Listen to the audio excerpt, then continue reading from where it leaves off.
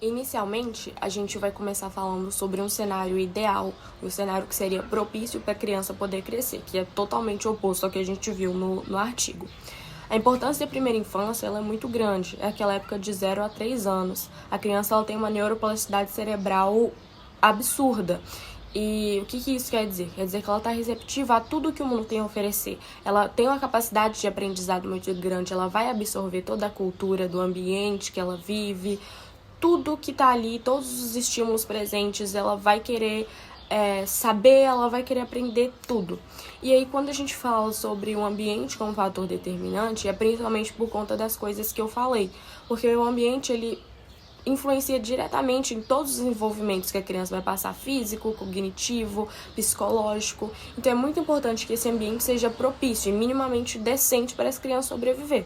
Mais pra frente, a gente vai ver com uma maior riqueza de detalhes como que existe uma influência do ambiente e dos cuidadores nessa criança, mas aqui no terceiro ponto, quando eu citei os cuidadores, é pelo fato de que o modo como essa criança é cuidada vai influenciar diretamente na maneira como ela vai lidar com o mundo, como ela vai lidar com a sua autoconfiança, como ela vai lidar com os desafios que o mundo tem. E aí, não é só lá no futuro, até mesmo o comportamento do bebê, ele já diz muito sobre como que essa criança é cuidada, como que as necessidades dela são importantes ou não para os pais, como que existe ali uma presença ou ausência desse cuidador. A teoria do apego seguro de John Bowlby, ela sugere que quando os bebês têm uma figura de cuidado, de confiança, de responsividade, geralmente do pai ou da mãe, eles desenvolvem um apego seguro. Isso significa que eles se sentem seguros e confiáveis na presença daquele cuidador e confiam que as suas necessidades vão ser atendidas. E isso vem da base segura dessa criança, de uns responsáveis que apoiam essas crianças. Um exemplo disso é quando aquele responsável, ou a mãe, sai, a criança sente um incômodo, mas fica feliz com o retorno, dessa mãe ou daquele responsável. Continuando o assunto sobre o ambiente saudável, eu vou falar um pouquinho sobre o período de confiança e desconfiança, que ocorre do nascimento até 1 ano e meio. O Erickson, ele fala que cada idade é baseada num período de crise, ou seja, um processo de adaptação ao novo que vai resultar num eu mais fortalecido ou mais fragilizado. Se esse período for vivenciado num ambiente saudável, há o desenvolvimento da virtude de confiar em si e de confiar nos outros, baseado nos cuidados e na autoconfiança de seus cuidadores. Há também a estruturação do sentimento de confiança e esperança para poder lidar com situações de frustração, E a interiorização da mãe. Nessa fase, nesse período, a gente tem uns sucessos, como a primeira demonstração de confiança social, que é a profundez do sono, boa alimentação, o funcionamento correto do intestino, e a primeira realização social, que é a disposição voluntária em deixar a mãe de lado, sem ter aquele sentimento de ansiedade, de raiva. Caso o bebê cresça num ambiente desfavorável, um ambiente considerado não ideal, irá ocorrer um retraimento dessa criança e, como consequência, a dificuldade de criar laços.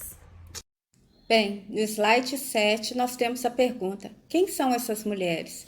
Eu gostaria de deixar claro que a gente queria fazer uma pesquisa aqui na comarca de Viçosa, mas infelizmente nós não podemos, porque nós descobrimos que aqui não tem uma unidade prisional feminina, uma flagrante violação aos direitos humanos. É sabido que as mulheres, quando elas são detidas, elas recebem bem menos visita do que os homens. Os companheiros normalmente abandonam. Então, elas recebem mal uma visita da mãe, uma visita da avó, quando recebem. Até mesmo porque as revistas, para elas entrarem, para as visitas entrarem, são revistas extremamente invasivas. Então, a pessoa que pensou isso, possivelmente, é uma pessoa que aos finais de semana vai para a garagem, entra no carro, reclama do preço da gasolina, mas ainda assim vai para Juiz de Fora, vai para Belo Horizonte, e eles acham que a família dessas mulheres, que nós veremos adiante, que a maioria é preta, que a maioria não tem curso superior, que são mulheres pobres, eles acham que elas vão ter a mesma condição. E a gente sabe que essa decisão, essa questão de deslocar para outra comarca e gastar com transporte, com certeza vai pesar nessa decisão.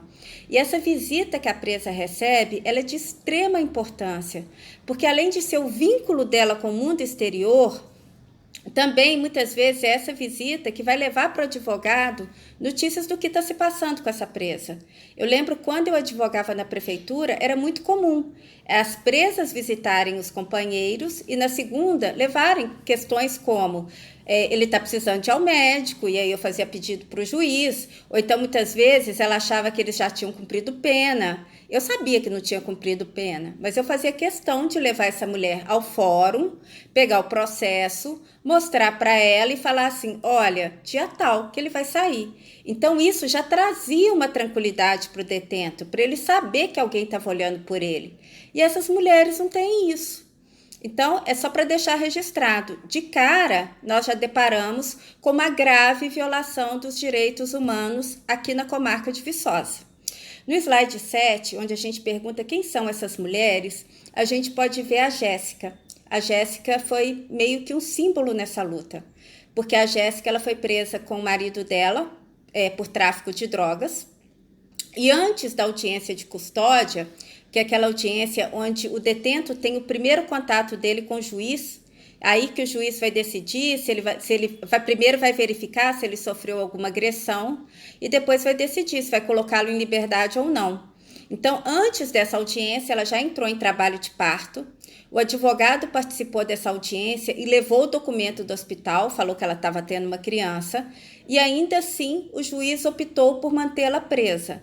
Então, essa foto aqui, eu acho que o bebê estava com 4 dias, num ambiente imundo. Foi dado para ela um colchão de espuma, como vocês podem ver, e essa foto, de certa forma, rodou, né? O Brasil, as pessoas ficaram muito sensibilizadas, e hoje a Jéssica cumpre pena em prisão domiciliar, como é de direito dela, até mesmo porque ela alega inocência nesse crime de tráfico. E mais adiante nós vamos ver como é fácil prender uma pessoa no tráfico. Então, a gente já começa com a Jéssica ilustrando, né, o que nós vamos tratar aqui adiante.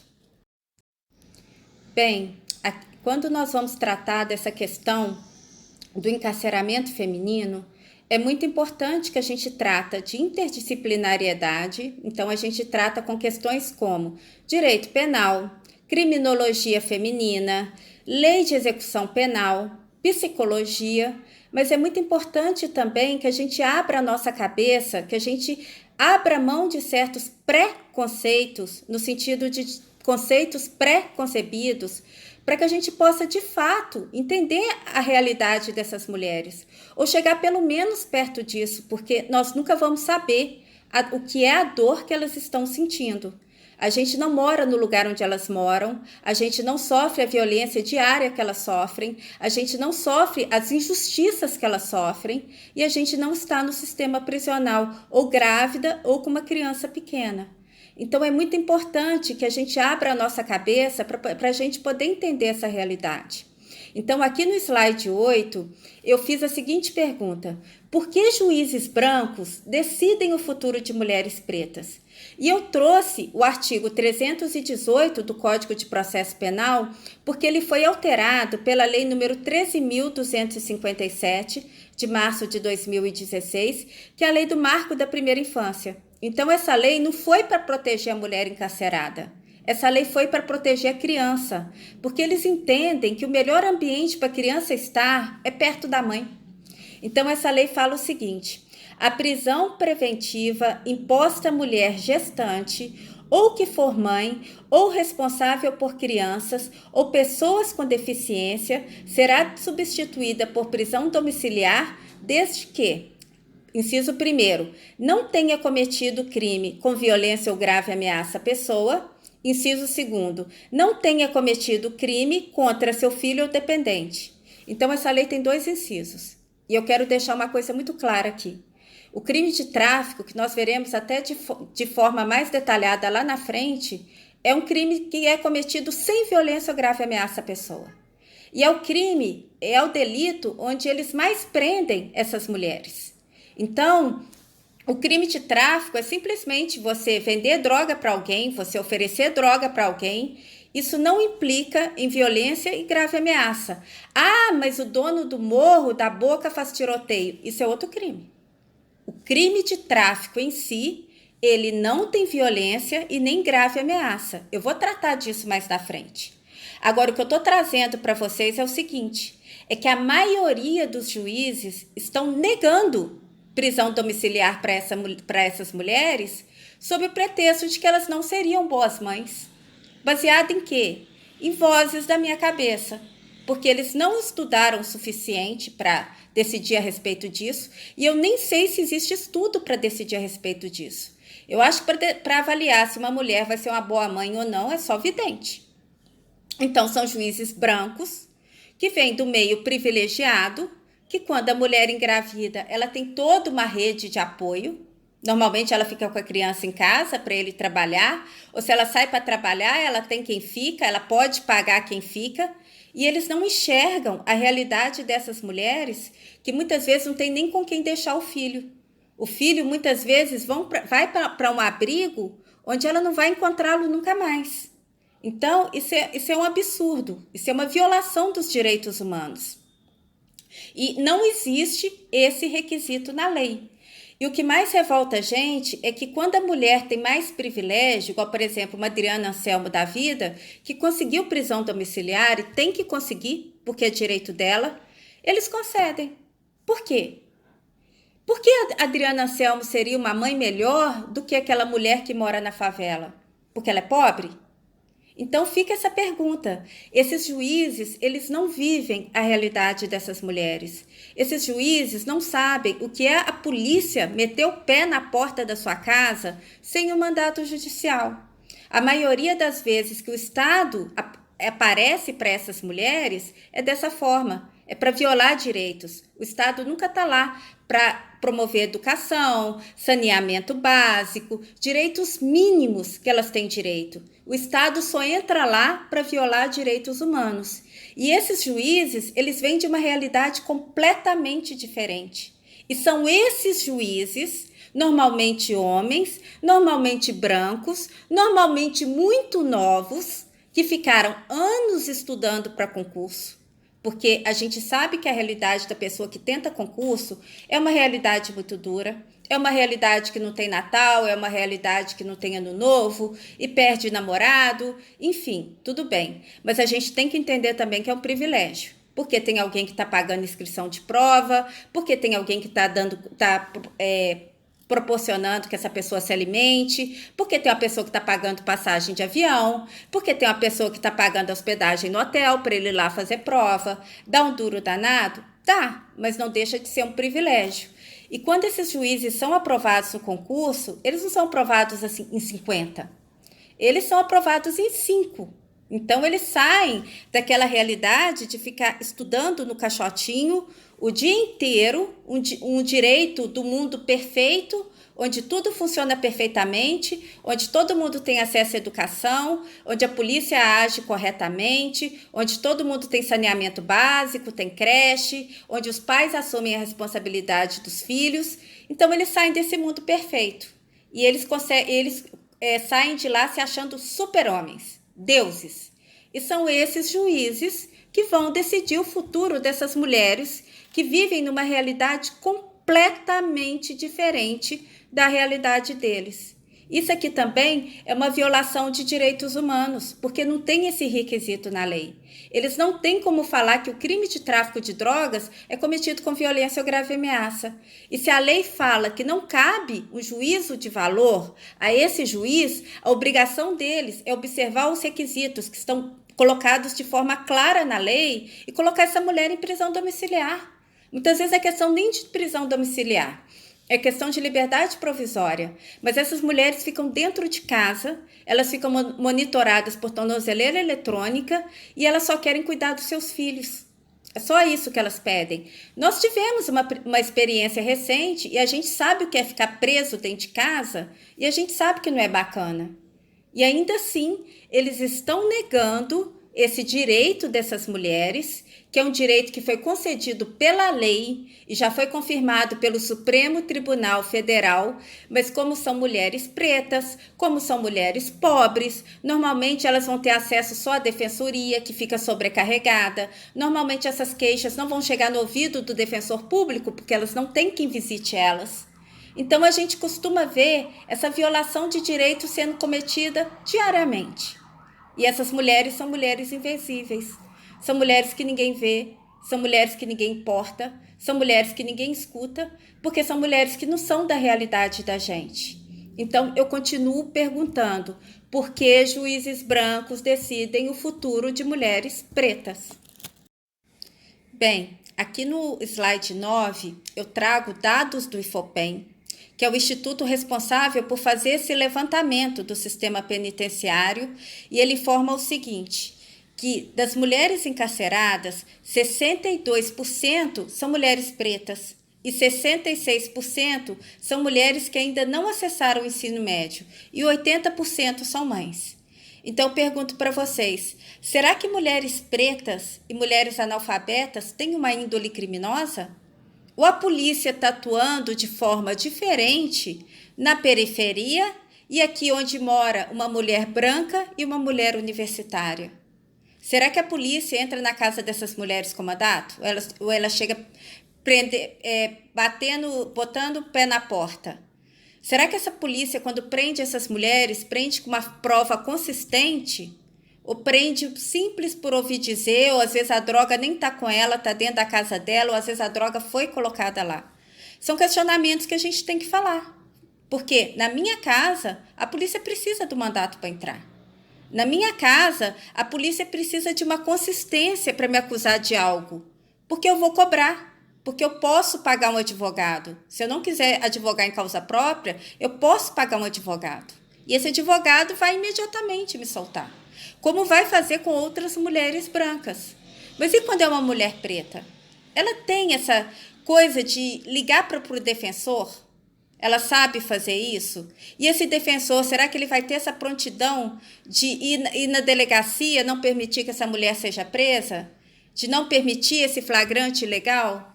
Então, é o questionamento que a gente tem que fazer. Porque a população carcerária feminina está crescendo muito. E a população carcerária masculina também já é uma das maiores do mundo. E aqui eu coloquei uma provocação. O Brasil, ele não é o país da impunidade. O Brasil, ele é o país da desigualdade. O Brasil prende muito, mas o Brasil prende mal. E qual que é a consequência disso? É que quando a gente olha para uma pessoa preta na rua, a gente automaticamente já associa essa pessoa como criminosa. Porque isso é colocado na cabeça da gente sem que a gente perceba. Toda vez que a gente liga a televisão, é sempre uma pessoa que está algemada, é sempre uma pessoa que está no camburão. E a gente vai ligando, e como são muito mais pessoas pretas do que pessoas brancas, a gente vai associando a cor preta à pessoa criminosa. Um documentário muito interessante que tem na Netflix e que eu indico para assistir é Emenda 13. Ele se passa na realidade dos Estados Unidos, mas ele tem muito da nossa realidade também. De como eles estão encarcerando pessoas pretas e colocando rótulos nessas pessoas pretas de pessoas criminosas. E muitas vezes essa pessoa vai sair da cadeia com um etiquetamento, né, que a gente chama de teoria do etiquetamento, de criminosa. Essa pessoa cumpriu a pena, qualquer patrão que for puxar a ficha dela vai constar lá, muitas vezes tráfico. E essa pessoa não vai conseguir arrumar um emprego. E aí, muitas vezes, ela realmente tem que entrar para o mundo do crime. Então, isso também é uma reflexão que nós temos que fazer. Bem, aqui no slide 10, eu vou tratar especificamente do crime de tráfico de drogas e vocês vão entender por quê. Eu fiz questão de trazer esse gráfico aqui do IFOPEM, que vocês podem observar como é gritante a diferença dessa mancha roxinha aqui, ó, que são as mulheres presas no tráfico de drogas, pelas mulheres presas em outros delitos. Lembrando que o crime de tráfico de drogas é cometido sem violência ou grave ameaça. Isso aqui a gente pode observar. Eu fiz questão também de trazer o artigo 33 da Lei 11.343 de 2006, que traz os verbos, né, que a pessoa precisa praticar para ser enquadrada no crime de tráfico de drogas. Então, além de haver um grande número de verbos, como vocês podem observar, também tem verbos que são muito vagos. Por exemplo, ter em depósito. Muitas vezes, essas mulheres moram em comunidades, né, onde tudo é partilhado. Às vezes chega um amigo do companheiro dela que está tentando emprego na cidade grande, fica na casa dela, e quando a polícia bate na casa, encontra a droga, ela leva todo mundo. Ela não quer saber de quem é. Então, assim, é muito fácil, fora que muitas vezes, além de ser muito fácil você prender a pessoa com base nessa quantidade de verbos que te dá inúmeras possibilidades de prender uma pessoa por tráfico de drogas, muitas vezes a pessoa é presa porque está com dinheiro trocado. Eles falam que acabou de vender drogas. Por exemplo, eu não sei se foi a mãe ou se foi a avó da ex-primeira-dama que experimentou isso. Ela estava na porta da casa dela, 4 horas da manhã. Ali era tido como um ponto de tráfico de drogas. Agora, como é que a pessoa coloca esse nome em algum... Tipo assim, como é que você classifica? Porque até onde eu sei, traficante não anuncia, né, o ponto.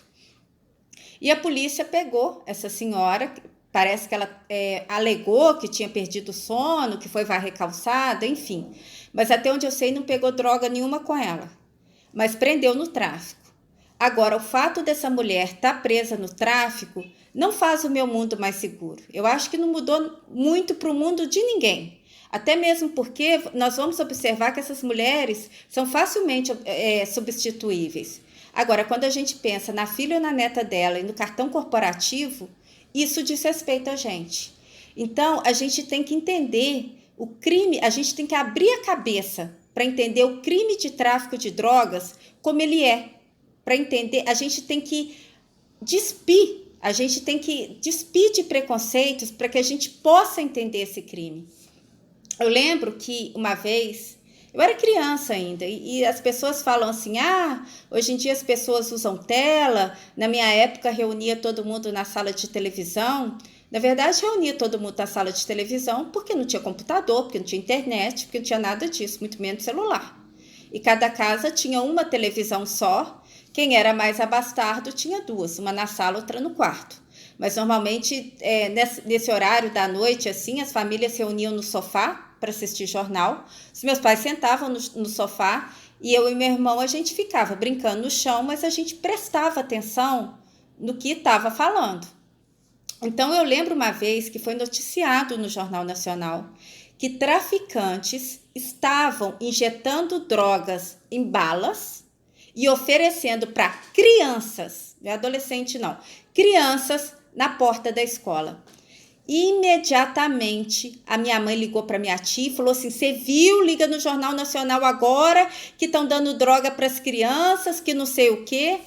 E aí eu lembro que na época a gente não tinha muita informação, não tinha internet, era uma televisão só, aqui em Viçosa pegava só Globo e TV Alterosa, que hoje é o SBT, muito mal, o dia que estava de boa vontade. Eu achava que droga era um negócio caríssimo, que as pessoas matavam para conseguir droga, que as pessoas se prostituíam. Então eu achava que droga era uma coisa muito cara, na minha cabeça droga era uma coisa muito cara. Aí eu falei para minha mãe assim, mãe, mas se droga é tão caro, por que eles estão colocando na bala para dar para as crianças? A mãe virou e falou assim, para a criança ficar viciada e voltar lá e comprar mais? Ela virou e falou assim, não aceita doce de estranhos. Eu falei assim, mãe, mas eu nem gosto dessa bala. Ela falou assim, nem bala que você gosta, nem bala que você não gosta. Não aceita doce de estranhos. Essa frase deve ser familiar para muita gente. A verdade é que a lição a gente pode levar para a vida assim, não aceitar doce de estranhos, não deixar o copo abandonado na balada, se perdeu a visão do copo por 1 minuto que seja, joga a bebida fora, pega outro copo. Mas a gente tem que ver como essas lendas urbanas entram na vida da gente e a gente vai incorporando essas coisas. olha só o que eles traçaram. Quem é o traficante? O traficante é aquela pessoa perigosíssima que não tem coração, que vai na porta de escola de criança, coloca droga na bala e dá bala para criança. Mas esse traficante é alguém que chega num carro de luxo? É um empresário? É alguém que chega de helicóptero? Não, o traficante é o baleiro. É o cara pretinho que está lá vendendo bala na porta da escola. E é importante ressaltar que nunca ficou provado nada a respeito disso. Isso é uma lenda urbana. Graças a Deus, nenhuma criança foi levada ao hospital intoxicada e também nenhuma bala foi periciada. Não tem nenhum processo formal a esse respeito. É uma lenda urbana. Mas com isso, o que aconteceu? A gente cria na cabeça da gente a figura do traficante como uma pessoa muito perigosa. Como aquela pessoa assim, que tem que ficar na cadeia. Porque é um perigo para a sociedade. A mãe traficante, ela não tem condição de criar os filhos. E as pessoas muitas vezes desconhecem que tem várias hierarquias dentro do próprio tráfico. E muitas vezes até o machismo chega no mundo do tráfico. Quem ocupa posição de poder, quem está lá na boca, quem está disputando no tiroteio para não deixar o rival pegar o ponto e troca tiro com a polícia, normalmente é um homem. Eles falaram até daquela Bibi perigosa que foi retratada ultimamente numa novela e falaram que foi baseada numa personagem real. E minha professora falou, isso é um desserviço para a sociedade. Porque a Bibi perigosa pode até ter existido, mas ela é uma em 1 milhão. Essas mulheres que estão no tráfico, normalmente, elas estão lá empacotando, elas estão sinalizando para avisar que vem polícia ou que vem alguém da facção rival. Elas estão lá no asfalto oferecendo droga. Tipo assim, elas são a ponta da ponta da ponta da ponta daquela vidraça que leva a pedrada. Elas, quando são presas, facilmente são substituíveis. Então, é muito importante que a gente entenda quem é o traficante. Qual que é o crime de tráfico de drogas? Todo traficante é um Fernandinho Beiramar? Não. E a gente tem que entender também que por ser tão fácil prender no tráfico de drogas, muitas vezes essas mulheres são inocentes. A gente tem que lidar com isso também. Por isso que eu falo, eu sempre tive uma luta para fazer com que as pessoas entendessem a questão do encarcerado, porque na verdade aqui em Viçosa, quando eu atuava, a maioria era de homens, tinha uma cela feminina. Na verdade, assim, eu só tive uma cliente que estava grávida e mesmo assim eu tive que lutar muito para que ela conseguisse fazer um exame pré-natal, que ela não conseguiu, até o dia que eu perdi a paciência e falei para a juíza que se o Estado não tinha condições de oferecer isso para ela, que colocasse ela em liberdade. E o que a polícia fez? Colocou ela para ir a pé para casa. No mesmo dia ela entrou em trabalho de parto. Aí depois disso eu consegui absolver, ela não voltou para a cela mais. Mas assim, o que a gente observa é quando a gente vai tentar conseguir qualquer coisa para preso, ninguém tem boa vontade. Todo mundo fala assim, bandido bom e bandido morto. Não, se fez isso tem que ficar lá. 30 anos é pouco. Como assim só 30 anos? Ninguém quer ficar nem um dia na cadeia. Fala para um devedor de alimentos, manda expedir mandato de prisão para ver se ele não corre para pagar a pensão, ainda que ele tenha que se endividar. Então é importante que a gente derrube esses mitos, que a gente derrube essas crenças, porque é isso que faz com que a gente tenha pré-conceito e que a gente pré-julgue essas pessoas e por isso que elas estão se tornando invisíveis, porque para a gente não interessa, porque traficante tem que ficar aí na cadeia mesmo e a gente não consegue enxergar a realidade dessas mulheres. Aqui no slide 11 eu vou continuar reforçando para vocês como é fácil prender no tráfico. Então aqui Débora é um nome fictício, tá? Então Débora é negra, tem 43 anos, não completou o ensino fundamental e não tem antecedentes criminais. Só o nome que é fictício, todas essas informações aqui são verdadeiras. Ela pediu para não aparecer, então eles trocaram o nome dela. Então Débora aposentou-se cedo por causa da sua incapacidade de andar e sua pensão é a única fonte de sustento da casa onde vive com os filhos e netos na periferia de São Paulo, ou pelo menos que vivia. Em uma tarde de setembro de 2015, Débora brincava com um dos netos quando a polícia entrou sem pedir licença, nem bater na porta, muito menos com mandato. Havia uma denúncia anônima que ela guardava drogas. Eles encontraram 110 gramas de maconha e 44 gramas de cocaína e 15 gramas de crack em uma mochila nos fundos da casa, onde fica aberta para a passagem de pessoas, quer dizer, podia ser qualquer pessoa. Por conta da dificuldade de locomoção, Débora dificilmente teria acesso ao local onde encontraram os entorpecentes. Mesmo assim, ela nunca mais voltou para casa. Estão observando como é fácil prender uma pessoa no tráfico de drogas? Qualquer pessoa teria acesso àquele lugar ali, menos ela. Para ela seria mais difícil que todo mundo. Mas mesmo assim, ninguém quis nem saber. Então tá aqui. Débora aguardou 6 meses na cadeia até a primeira audiência. 6 meses até a primeira audiência, tá?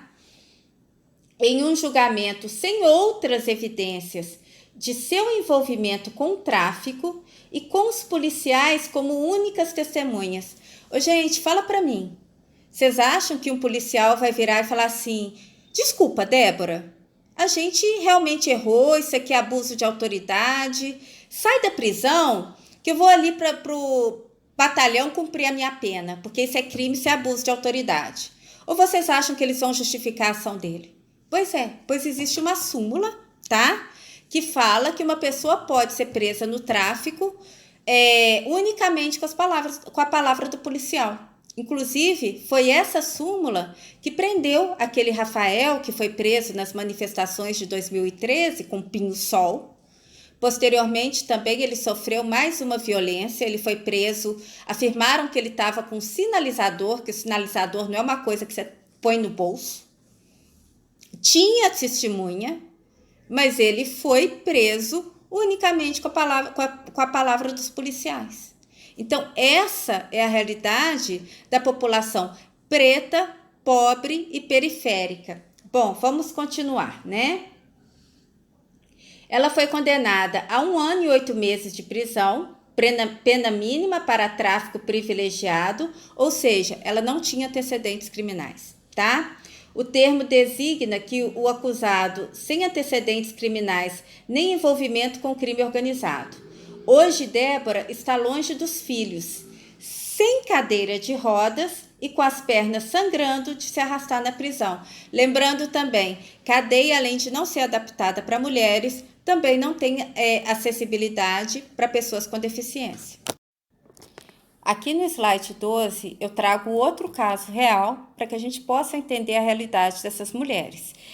Aqui é um caso verdadeiro, nome verdadeiro, tudo verdadeiro. Inclusive, quem quiser conhecer a Raquel Santos Machado, ela está naqueles vídeos, tem uma série de vídeos no YouTube que o título é Melhor Não Prender. E ela aparece num desses vídeos. Então, vamos lá. Raquel Santos Machado é diarista, dona de casa e mãe de 3 filhos. Enquanto os mais velhos brincam, ela amamenta Nicole. Conta que a sua rotina é cuidar das crianças, que não falta a reunião escolares e que ajuda no dever de casa. Raquel defende que um filho não pode ser criado longe da mãe. E ela tem conhecimento de causa para afirmar isso. Em 2014, o dinheiro não dava para comprar leite e fraldas. Viu no tráfico uma saída, mas foi flagrada com 7 gramas de maconha e 18 gramas de cocaína. Quantidade pequena para um traficante, mas não suficiente para livrá-la da cadeia. Pegou 2 anos. Nota, estava grávida de Nicole. Hoje a Raquel está em casa. Mas a gente vê que muitas vezes essas mulheres periféricas, elas são mães de família, elas estão desempregadas e elas não têm outra saída. Muitas vezes o tráfico é a única saída. E agora a Raquel tem uma ficha criminal, o que vai dificultar para que ela arrume um outro emprego. Quem vai querer dar emprego para o traficante? Ainda que seja para limpar a casa. Você deixaria uma mulher traficante com ficha na polícia ser babá dos seus filhos? Então a gente tem que pensar muito nisso. Bem, aqui no slide 13 eu vou trazer alguns conceitos de criminologia para vocês, para mostrar como a gente prende muito, como a gente prende mal, para mostrar que que o Brasil não é o país da impunidade e sim o país da desigualdade. O que significa cifra negra? Cifra negra são todos aqueles crimes que não são levados a conhecimento da justiça. Por exemplo, alguém esbarra no seu carro e você fala assim, não vou ter esse aborrecimento. Então, assim, todo mundo conhece pelo menos alguém que já viveu essa situação. Eu mesma já vivi. Eu tive o meu celular furtado numa micareta na véspera do show da Anitta. E eu cheguei até ir na delegacia, a delegacia estava fechada. Aí eles falaram para eu ir no dia seguinte. Eu falei, eu não vou. Eles não vão pegar esse cara, eles não vão devolver meu celular. Então, todo mundo conhece pelo menos alguém que já foi vítima de um crime, que considera um crime pequeno e que não levou esse crime a conhecimento da justiça.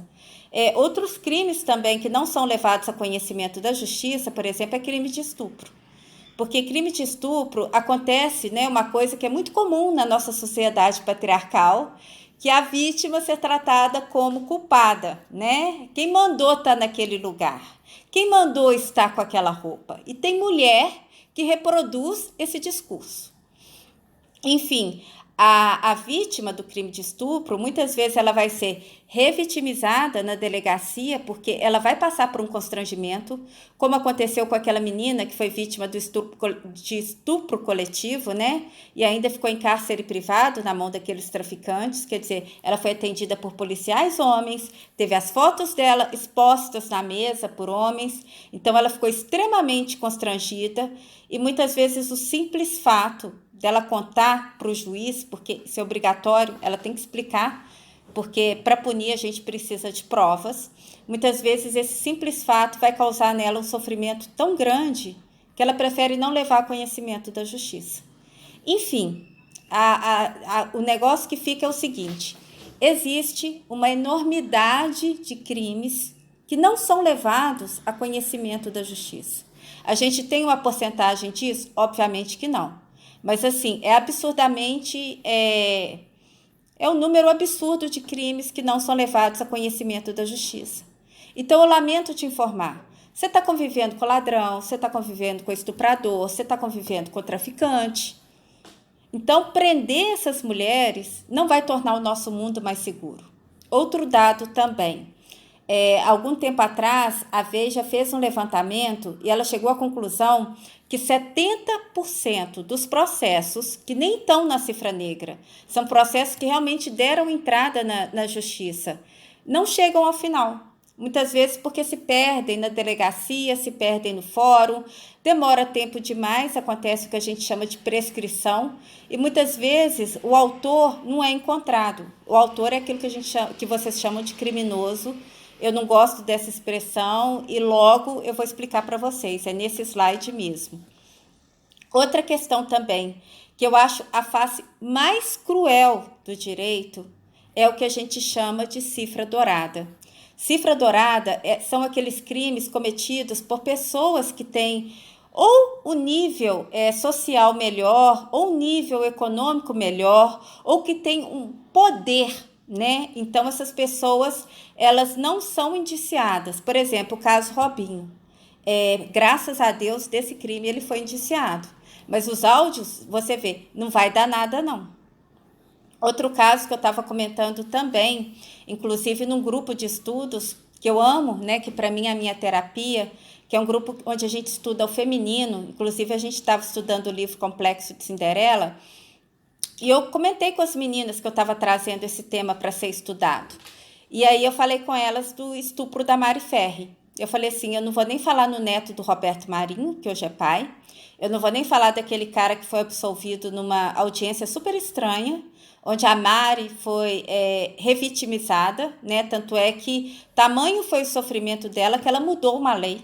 Hoje em dia eles não podem fazer mais isso com uma mulher vítima de estupro numa audiência. E eu falei com as meninas, Olha só, era um lugar onde só frequentava pessoas do nível do neto do Roberto Marinho. Então, não era um lugar que você entra pagando R$ 5. Então, tão logo o crime aconteceu, as imagens das câmeras de segurança sumiram. E, para quem não sabe do caso, a Mari estava trabalhando nesse local. Parece que ela era promotora de eventos, enfim, ela era uma pessoa que tinha muita influência na internet. Então, ela estava trabalhando nesse dia, ela estava promovendo esse evento. E ela teve a virgindade dela leiloada. Eles colocaram droga na bebida dela e ela foi estuprada. E não se sabe por quem. E tem gente que ainda desacredita o estupro.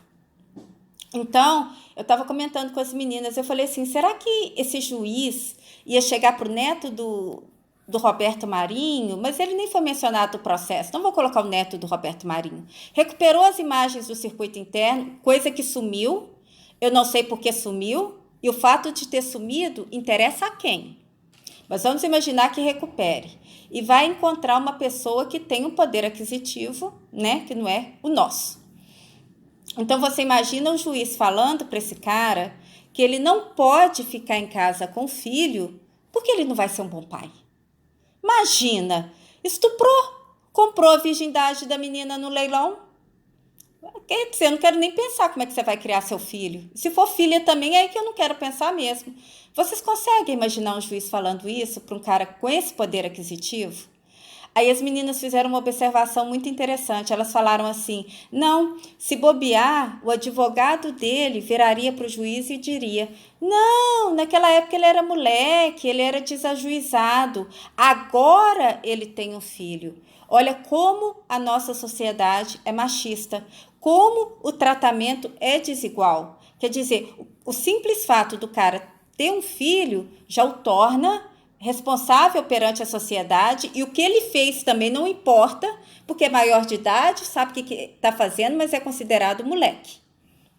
Agora, para a mulher, ela não pode ficar com o filho em casa, porque ela não vai ser uma boa mãe. Então, em suma, a cifra dourada são todos aqueles crimes que não são levados a conhecimento do judiciário, ou seja, porque a polícia não frequenta esses condomínios de luxo, e lá também tem tráfico, e lá também tem estupro. Eu não estou falando só de crime do colarinho branco, eu não estou falando só de lavagem de dinheiro, tem também. E muitas vezes é tão grave quanto, e muitas vezes essa pessoa tem um poder dentro da polícia para que esse processo não ande. Como foi o caso da Maria da Penha, que a intenção do marido dela era fazer com que o processo prescrevesse. E com isso ele usava a influência que ele tinha para adiar o julgamento. E no último julgamento que teve, ele pegou uma pena tão pequena que o crime prescreveu, quer dizer, era não ser punido, até que ela foi na Corte Interamericana de Direitos Humanos. Então, isso é muito cruel. Isso mostra o seguinte, que o pobre da periferia é bandido, é marginal, é tudo quanto há, e temos que mantê-lo na cadeia para que a gente fique mais seguro. Agora, quando é o playboyzinho, não, é o moleque. A polícia não vai descobrir, porque a polícia nem vai lá. E para a polícia entrar na casa dele, a polícia precisa de mandato. A forma como a polícia entra na casa dele é uma forma diferente. Muitas vezes o promotor não aceita a denúncia. Muitas vezes o advogado consegue muitas estratégias para tirá-lo. Então, assim, é a face mais cruel do direito penal. E a teoria do etiquetamento, né, que eu cheguei até a tocar nesse assunto anteriormente, nos outros slides, fala o seguinte, a pessoa que recebe uma condenação, aquilo vai para a ficha dela e a sociedade passa a vê-la como bandido. Agora, graças a Deus, nós conseguimos tirar essa questão de maus antecedentes para menores infratores, porque esses meninos eram menores, né? Então eles não podiam receber a pena e eles ficavam com a ficha dele marcada por isso.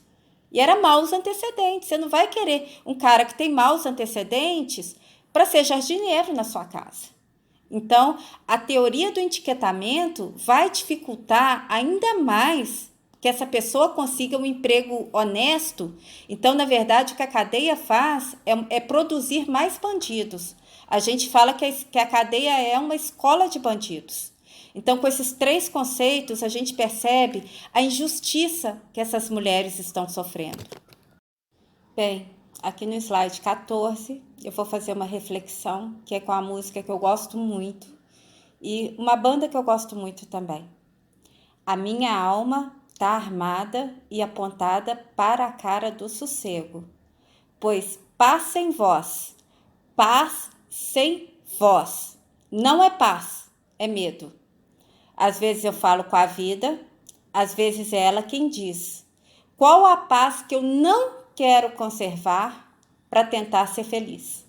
Eu dedico essa apresentação a todas as mulheres que lutam pela gente, para que a gente possa estar aqui hoje, para que a gente possa estar falando.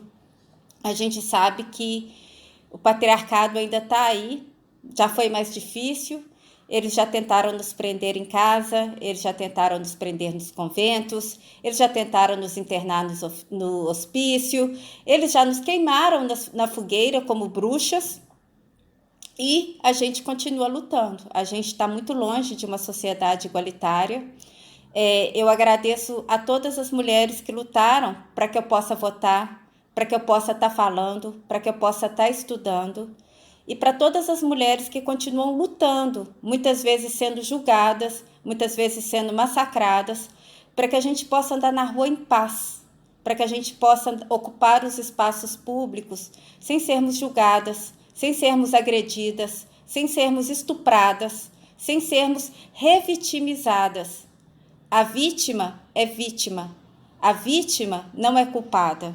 O agressor é o culpado. A vítima não é culpada.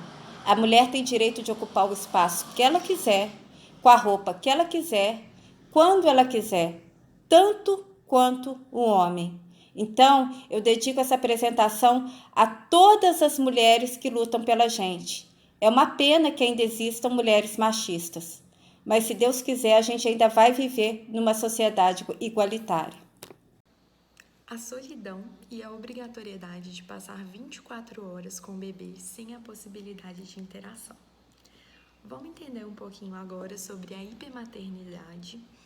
E antes de entrar mesmo nesse assunto, eu trouxe aqui 2 imagens que mostram, né, as mães presas com os bebês. Aqui do lado nós temos a Rebeca, de 7 meses, que ela não quer colo de estranhos. Em dezembro ela vai deixar a cela e vai ficar com a família da mãe. E do lado de cá a gente tem a Ana Elisa, de 5 meses, que vai ser entregue à avó e que provavelmente vai visitar a mãe nos finais de semana. E para entender um pouquinho melhor sobre a hipermaternidade, eu fui atrás de artigos, né, que tratavam desse assunto.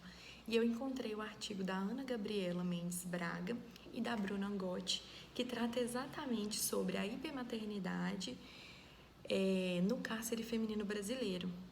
E dentro disso, é importante pontuar que a obrigatoriedade delas permanecerem com o bebê é uma regra no tempo ali que a criança fica com a mãe. E esse período ele é permeado por um rigor disciplinar muito maior. E também foi interessante que elas pontuaram no artigo que essa condição da mãe estar grávida traz ainda mais punição para aquela mulher presa, porque por mais que ela vai ali ocupar um espaço com condições melhores, porque precisa ter uma estrutura um pouco melhor para o bebê, mas não são todas as prisões que tem, mas nessa que a gente conseguiu ver tanto em artigos quanto em vídeo, essas mulheres elas ficavam em espaços separados. Porém, por mais que tenham condições melhores, essas mulheres elas ficam ainda mais confinadas porque elas não têm liberdade de interagir com outras presas e elas ficam sobre um regime disciplinar mais rígido do que as demais presas. Eu quis trazer o relato de uma mãe para que a gente conseguisse visualizar melhor, o que passa, na mente delas. E vou ler aqui para vocês o relato da Marina, que foi presa no Butantã. Ela diz assim: quando a gente está na rua, tem coisa para fazer, roupa para lavar, comida para fazer. Aqui não tem nada. É 24 horas cuidando do bebê ou vendo coisa inútil na televisão. E ela acrescentou também: cuido dele o tempo todo. Depois que a gente é mãe, não come, engole. Não dorme, cochila. Não toma banho, molha o corpo. Então, o desejo dessas mulheres de terem um tempo só para elas, de conviver com outras presas, de seguir as atividades normais que elas realizavam antes de ter o bebê, aparece na maioria dos relatos dessas mulheres. É importante também ressaltar que essas mulheres elas se encontram em dupla punição, ou seja, tem a pena que foi imposta para essa mulher, né, juridicamente, por conta do seu crime, só que isso é somado ao enclausuramento ainda maior e mais rígido com essas mulheres, sendo submetidas a essa situação de hipermaternidade. Por esse motivo, existe essa ambiguidade de pensamento, né, entre o desejo de ficar com o bebê e o rigor disciplinar que elas passam naquele espaço. Essas mulheres, elas vivem sob pressão, ou seja, né, como elas mesmas dizem, presa sozinha é mais fácil, porque qualquer coisa que acontece com elas, eles falam que elas vão ter que entregar os filhos.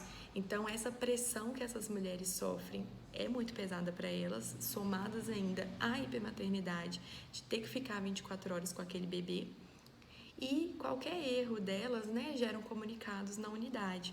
Então, acaba que elas são punidas e são obrigadas a trabalhar para outras presas. Alguns benefícios são tirados dela, como, por exemplo, delas poderem ter o bercinho, né, para o bebê, aí acaba que elas têm que dormir na mesma cama, né, junto com o bebê. Então, elas são punidas dessa maneira. Mas agora eu gostaria de trazer esse olhar mais para a criança do que para a mãe em si. Então, vamos falar um pouquinho sobre a angústia da privação. Então, é entre o 6º e o 9º mês que o bebê ele vai começar a entender que ele e a mãe são pessoas diferentes, né? Não são a mesma pessoa. E essa fase ela vai trazer muito choro toda vez que a mãe vai se afastar. Isso porque para o bebê é como se a mãe simplesmente sumisse e não existisse mais, porque ele não está vendo ela. Como a gente viu nessa disciplina, o bebê ele tem uma fase que ele vai aprender a interiorizar a mãe. Mas aqui nesse momento o bebê está começando a entender que ele e a mãe são pessoas separadas, mas ele ainda não conseguiu trazer a mamãe para o coração, né? E é importante ressaltar aqui que as prisões, né, 58,9% das prisões só permite que o bebê fique com a mãe até os 6 meses de vida, que é justamente o período que o bebê começa a entender que ele e a mãe são pessoas diferentes. Então é uma fase que vai gerar muita angústia e muito sofrimento para essa criança. Podemos ver então que a relação mãe-bebê é muito importante, né?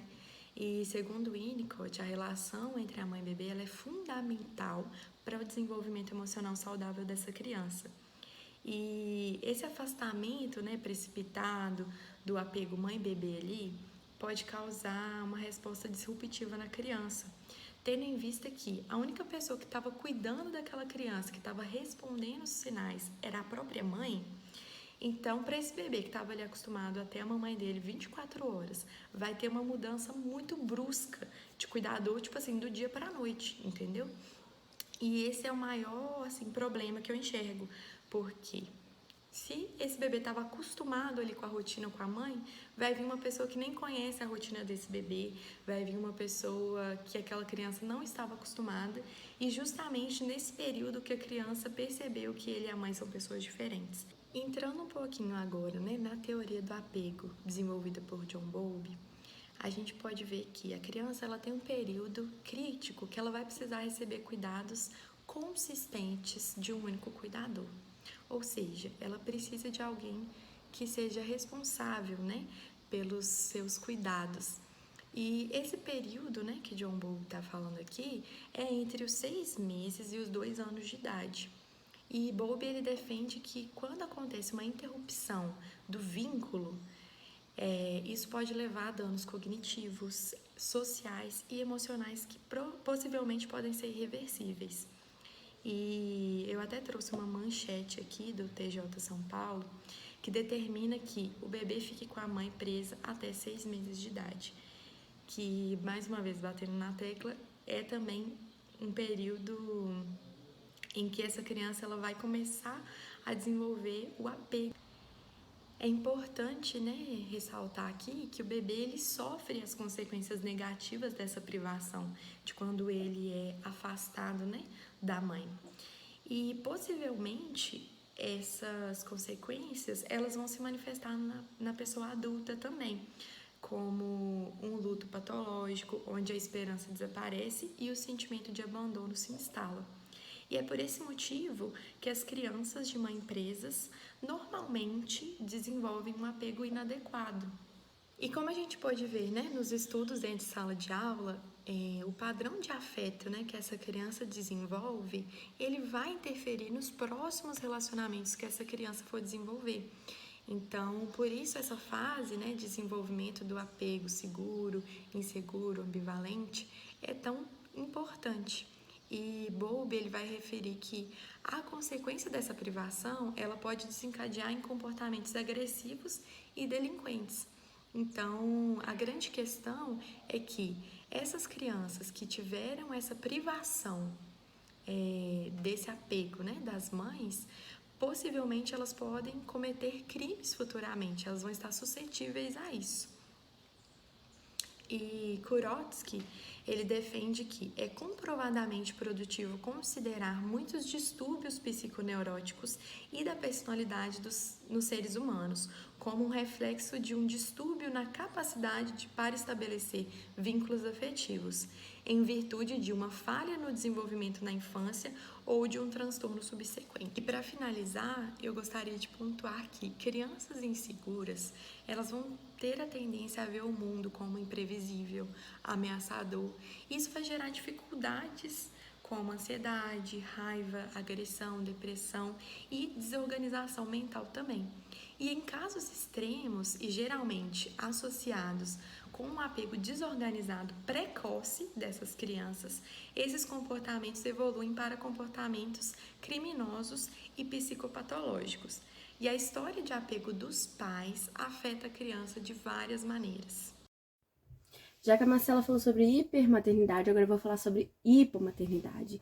Hipomaternidade é o rompimento imediato do vínculo sem transição ou período de adaptação entre mãe e bebê. E fica evidenciado que a maternidade ela segue no corpo da presa, mesmo após essa separação. Há inúmeros relatos de pedidos por medicamentos para secar o leite, de febre emocional, desespero ao ouvir o choro de outras crianças, e isso sim evidencia que a maternidade ela segue no corpo e na mente da presa. Nesse outro slide, mostra aqui uma notícia do G1, que está intitulado como bebês são tirados das mães e deixam de mamar aos 6 meses de vida em penitenciários do Pará. A justiça brasileira prevê apenas que a mãe pode ficar com o filho enquanto poder amamentar, entre outras possibilidades de encontro específicos. Mas o vínculo na primeira infância é rompido sem qualquer critério por causa da ausência de legislação a respeito da amamentação, mesmo após os 6 meses de vida. Até quando o recém-nascido pode permanecer junto à mãe, ou seja, até quando a criança vai ter direito de ser amamentada? Kurovsky vai dizer que a característica essencial da vinculação afetiva é que os dois parceiros, mãe e filho, tendem a manter-se próximos um do outro. Quando por qualquer razão se separam, cada um deles procurará o outro, a fim de reatar a proximidade. Qualquer tentativa por parte de terceiros para separá-los encontrará vigorosa resistência. O grupo propõe uma comparação entre a criança no ambiente institucional e a criança no ambiente doméstico. O texto vai dizer que a creche residencial ela não oferece um ambiente satisfatório para bebês, uma vez que é pobre em estímulos que favoreceriam, além do desenvolvimento da neuroplasticidade, um vínculo com seus familiares e, principalmente, o vínculo entre mãe e filho.